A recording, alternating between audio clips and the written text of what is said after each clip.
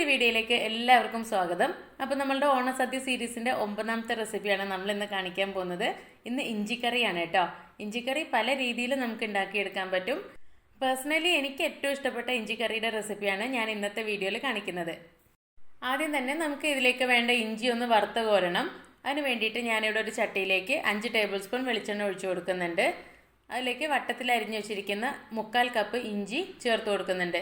ഈ ഒരു കനത്തിൽ വേണം നമ്മൾ ഇഞ്ചി അരിഞ്ഞെടുക്കാൻ വേണ്ടിയിട്ട്, ഒത്തിരി കനം കൂടി പോകരുത്. ഇനി നന്നായിട്ട് ചൂടായിരിക്കുന്ന എണ്ണയിലോട്ട് ഈ ഇഞ്ചി ചേർത്ത് കൊടുക്കാം. അതിനുശേഷം ഇടയ്ക്കിടയ്ക്ക് ഇളക്കി കൊടുക്കുക. ഒരു മീഡിയം ഫ്ലെയിമിൽ വെച്ചിട്ട് വേണം ഇഞ്ചി വറുത്ത് കോരാൻ വേണ്ടിയിട്ട്. ഒരു 3-4 മിനിറ്റൊക്കെ കഴിഞ്ഞപ്പോഴത്തേക്ക് ഈ ഒരു രീതിയിൽ ഇഞ്ചി ചുരുങ്ങി വന്നിട്ടുണ്ട്. ഇനി ഒരു 3-4 മിനിറ്റും കൂടെ നമ്മൾ വറുത്തെടുക്കുമ്പോഴത്തേക്കിന് ഈ ഒരു രീതിയിൽ നല്ലപോലെ ഇഞ്ചി മൂത്ത് കിട്ടും.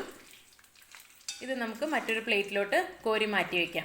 അപ്പോൾ നിങ്ങൾ ഇതുവരെ എൻ്റെ യൂട്യൂബ് ചാനൽ സബ്സ്ക്രൈബ് ചെയ്യാതെയാണ് വീഡിയോ കാണുന്നതെന്നുണ്ടെങ്കിൽ ഒന്ന് സബ്സ്ക്രൈബ് ചെയ്ത് സപ്പോർട്ട് ചെയ്യണേ.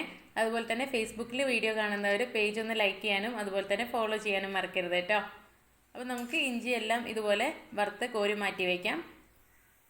ഇനി ഇതേ എണ്ണയിലോട്ട് 10 ചെറിയ ഉള്ളി വട്ടത്തിൽ അരിഞ്ഞത് ചേർത്ത് കൊടുക്കുന്നുണ്ട്. കൂടെ തന്നെ 3-4 പച്ചമുളക് വട്ടത്തിൽ അരിഞ്ഞതും കൂടെ ചേർത്ത് കൊടുക്കാം. ഇനി ഇത് നന്നായിട്ടൊന്ന് വാടി വരുന്ന സമയത്ത് നമുക്കിതിലേക്ക് 3-4 തണ്ട് കറിവേപ്പിലയും കൂടെ ചേർത്ത് കൊടുക്കാം. തീ എപ്പോഴും ഒരു മീഡിയം ഫ്ലെയിമിൽ തന്നെ വെക്കുക. തീ കൂട്ടി വെച്ചിട്ട് പെട്ടെന്ന് ഉള്ളിയൊന്നും കരിഞ്ഞു പോകരുത്. ഇതിനു മുമ്പ് നമ്മളുടെ ചാനലിൽ ഒരു മധുരപ്പുളിയിഞ്ചിയുടെ റെസിപ്പി അപ്ലോഡ് ചെയ്തിട്ടുണ്ടായിരുന്നു. നമ്മുടെ മലബാർ ഭാഗങ്ങളിലൊക്കെ കല്യാണത്തിന് ബിരിയാണിക്കും നെയ്ച്ചോറിനും ഒക്കെ ഒപ്പം കഴിക്കാൻ കിട്ടുന്ന ഒരു പുളിഞ്ചിയാണ്. നല്ല ടേസ്റ്റാണ്. അപ്പോൾ അതിൻ്റെ ലിങ്ക് ഞാൻ ഫസ്റ്റ് കമൻറ്റിലായിട്ട് ഇട്ടേക്കാം. താല്പര്യമുള്ളവർക്ക് പോയി കാണാം കേട്ടോ. അപ്പോൾ നമ്മളുടെ ഉള്ളിയൊക്കെ നല്ലപോലെ മൂത്ത് വന്നിട്ടുണ്ട്. ഇനി നമുക്കിത് കോരി മാറ്റാം. ഇനി നമ്മൾ വറുത്ത് വെച്ചിരിക്കുന്ന ഇഞ്ചിയുടെയും അതുപോലെ തന്നെ ഉള്ളി, പച്ചമുളക്, കറിവേപ്പില ഇതിൻ്റെ എല്ലാം ചൂട് നന്നായി ആറിയ ശേഷം നമുക്ക് മിക്സിയുടെ ചെറിയ ജാറിലിട്ടിട്ട് ഒന്ന് പൊടിച്ചെടുക്കാം. ഇപ്പോൾ ഇതിൻ്റെ ചൂടൊക്കെ നല്ലപോലെ ആറി വന്നിട്ടുണ്ട്. നമ്മൾ പൊടിച്ചെടുക്കുന്ന സമയത്ത് തരിതരിപ്പായിട്ട് വേണം പൊടിച്ചെടുക്കാൻ വേണ്ടിയിട്ട്. ഒത്തിരി അങ്ങ് പൊടിക്കേണ്ട. 2-3 തവണ ഒന്ന് പൾസ് ചെയ്തെടുത്താൽ തന്നെ നന്നായിട്ടൊന്ന് പൊടിഞ്ഞു കിട്ടും. അപ്പോൾ ഈ രീതിയിൽ വേണം പൊടിച്ചെടുക്കാൻ. ഇനി ഇത് നമുക്കൊരു സൈഡിലോട്ട് മാറ്റി വയ്ക്കാം. ഇനി ഇതിലേക്ക് വേണ്ടത് ഒരു നാരങ്ങ വലുപ്പത്തിലുള്ള പുളി പിഴിഞ്ഞെടുത്തതാണ്. നല്ല കട്ടിയിലാണ് ഞാൻ പിഴിഞ്ഞെടുത്തിട്ടുള്ളത്. ഇനി ഇതിലേക്ക് ഒരു 1/4 കപ്പ് ശർക്കര ചീകിയതും കൂടെ എടുത്തിട്ടുണ്ട്. ഇനി ഒരു ചട്ടി അടുപ്പിൽ വെക്കുക. അതിലേക്ക് നമ്മൾ നേരത്തെ ഇഞ്ചി വറുത്ത് കോരിയ എണ്ണയുണ്ടല്ലോ, അതിൽ നിന്ന് ഒരു 3 ടേബിൾ സ്പൂൺ എണ്ണ ഇതിലോട്ട് ഒഴിച്ചിട്ടുണ്ട്. ഇനി ഇതിലേക്ക് 1/4 ടീസ്പൂൺ കടുകിട്ട് പൊട്ടിക്കുക. കടുക് നന്നായി പൊട്ടി വരുന്ന സമയത്ത് വറ്റൽമുളകും അതുപോലെ തന്നെ കറിവേപ്പിലയും കൂടെ ചേർത്ത് കൊടുക്കുക. അപ്പോൾ ഈ ഒരു പുളിഞ്ചിക്ക് നിങ്ങൾക്ക് പുളിയുടെ ടേസ്റ്റാണ് കൂടുതൽ വേണ്ടതെന്നുണ്ടെങ്കിൽ അതിനനുസരിച്ച് വാളംപുളി ചേർത്ത് കൊടുക്കാം. അതുപോലെ തന്നെ മധുരമാണ് കൂടുതൽ വേണ്ടതെന്നുണ്ടെങ്കിൽ നിങ്ങൾക്ക് ശർക്കര കുറച്ച് കൂടുതൽ ചേർക്കാം. ഓരോരുത്തർക്കും ഓരോ ടേസ്റ്റ് ആയിരിക്കും ഇഷ്ടം. അപ്പോൾ അതിനനുസരിച്ച് നിങ്ങൾക്ക് അതിൻ്റെ അളവ് ക്രമീകരിച്ച് കൊടുക്കാം. കടുകും കറിവേപ്പിലയും വറ്റൽമുളകും മൂത്ത് വന്ന ശേഷം അതിലേക്ക് 2 ടേബിൾ സ്പൂൺ പുളിവെള്ളം ഒഴിച്ചു കൊടുത്തിട്ടുണ്ട്.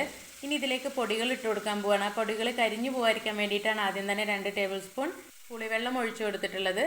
ഇനി ഇതിലേക്ക് 1.5 ടേബിൾ സ്പൂൺ കാശ്മീരി മുളക് പൊടി, അതുപോലെ തന്നെ 1/2 ടേബിൾ സ്പൂൺ മല്ലിപ്പൊടി, 2 നുള്ള് മഞ്ഞൾപ്പൊടി ഇത്രയും ചേർത്തിട്ട് നന്നായിട്ടൊന്ന് വഴറ്റിയെടുക്കാം. ഇനി ഇതിലേക്ക് 2 നുള്ള് ഉലുവപ്പൊടിയും അതുപോലെ തന്നെ 1/4 ടീസ്പൂണിനടുത്ത് കായംപൊടിയും കൂടെ ചേർത്തിട്ട് നന്നായിട്ടൊന്ന് വഴറ്റിയെടുക്കാം. അപ്പോൾ ഈ പൊടികളൊക്കെ നല്ലപോലെ മൂത്ത് എണ്ണ തെളിയുന്നത് വരെ വേണം നമ്മൾ വഴറ്റിയെടുക്കാൻ വേണ്ടിയിട്ട്. എണ്ണയൊക്കെ നല്ലപോലെ തെളിഞ്ഞു വന്നിട്ടുണ്ട്. പൊടികളുടെ ആ ഒരു പച്ച ചുവയൊക്കെ മാറിയിട്ടുണ്ട്.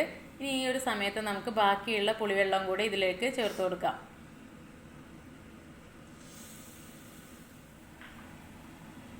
പുളിവെള്ളം ചേർത്ത് കൊടുത്ത ശേഷം നമുക്കിത് നന്നായിട്ടൊന്ന് ഇളക്കി കൊടുക്കാം. ഇനി ഇതിലേക്ക് ഒരു 1/4 കപ്പ് നല്ല ചൂടുള്ള വെള്ളം കൂടെ ചേർത്ത് കൊടുക്കാം. വെള്ളം ഒത്തിരി കൂടി പോവണ്ട, ഒരു 1/4 കപ്പ് തന്നെ ധാരാളമാണ്. ഇനി ഇതിലേക്ക് നമ്മൾ നേരത്തെ എടുത്തു വെച്ചിട്ടുള്ള 1/4 കപ്പ് ശർക്കര ചീകിയതും കൂടെ ചേർത്ത് കൊടുക്കാം. ഒത്തിരി മധുരം താല്പര്യമില്ലാത്തവർ 1-2 ടേബിൾ സ്പൂൺ ശർക്കര ഇട്ട് കൊടുത്താൽ മതി.